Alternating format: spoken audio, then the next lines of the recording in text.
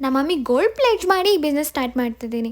Hi ಎಲ್ರಿಗೂ ನಮಸ್ಕಾರ. Last ವೀಡಿಯೋದಲ್ಲಿ ಹೇಳಿದ್ದೆ ಅಲ್ವಾ, ನನ್ನ ಗೋಲ್ಡ್ ಪ್ಲೇಜ್ ಮಾಡಿ 60,000 ಬಂದಿತ್ತು ಬೇರೆ ಪ್ಲ್ಯಾನ್ಗೆ ಅಂತ. ಬಟ್ ನಮ್ಮ ಏರಿಯಾದಲ್ಲಿ ಮಾಡಬೇಕಾದ್ರೆ ಸ್ವಲ್ಪ ಜಾಸ್ತಿ ಆಯಿತು, ಯಾಕಂದರೆ ಅಡ್ವಾನ್ಸ್ ಜಾಸ್ತಿ ಇತ್ತು. ಏನು ಮಾಡೋದು ಅಂತ ಥಿಂಕ್ ಮಾಡ್ತಿರ್ಬೇಕಾದ್ರೆ ನಮ್ಮ ಮಮ್ಮಿ ಹಾಗೆ ನಂದನ್ನೇ ತೊಗೊಂಡು ಏನೋ ಮಾಡೋ ಆಲ್ರೆಡಿ ಸ್ಟಾರ್ಟ್ ಮಾಡಿಬಿಟ್ಟಿದ್ಯಾ ಅಲ್ಲ ಅಂತ ಹೇಳಿದ್ರು.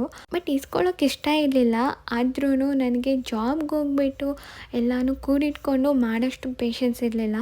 ಯಾಕಂದರೆ ನಾನು 90% ಪೀಪಲ್ಸ್ನ ನೋಡಿದ್ದೀನಿ, ಜಾಬ್ಗೆ ಹೋಗೋರು ಏನಾದರೂ ಮಾಡಬೇಕು ಅಂತ ಇರ್ತಾರೆ, ಬಟ್ ಮಾಡೋಕ್ಕಾಗಲ್ಲ. ಯಾಕಂದರೆ ಅವ್ರಿಗೆ ಅದು ಕಂಫರ್ಟ್ ಝೋನು ಮತ್ತು ಅವ್ರಿಗೆ ಕಮಿಟ್ಮೆಂಟ್ಸ್ ಇರುತ್ತೆ. ಆ ಮಂತ್ಲಿ ಇಷ್ಟು ಬರುತ್ತೆ, ಸ್ಯಾಲ್ರಿ ಬರುತ್ತೆ, ನಾನು ಇದಕ್ಕಾಗುತ್ತೆ ಅಂತ.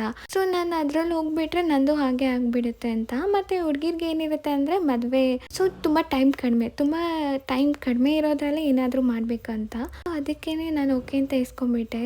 ಬಟ್ ಇಸ್ಕೊಂಡ್ಮೇಲೆ ರೆಸ್ಪಾನ್ಸಿಬಿಲಿಟಿ ಅಂತೂ ತುಂಬ ಜಾಸ್ತಿ ಆಗಿಬಿಟ್ಟಿದೆ, ತುಂಬ ಭಯನೂ ಆಗ್ತಿದೆ.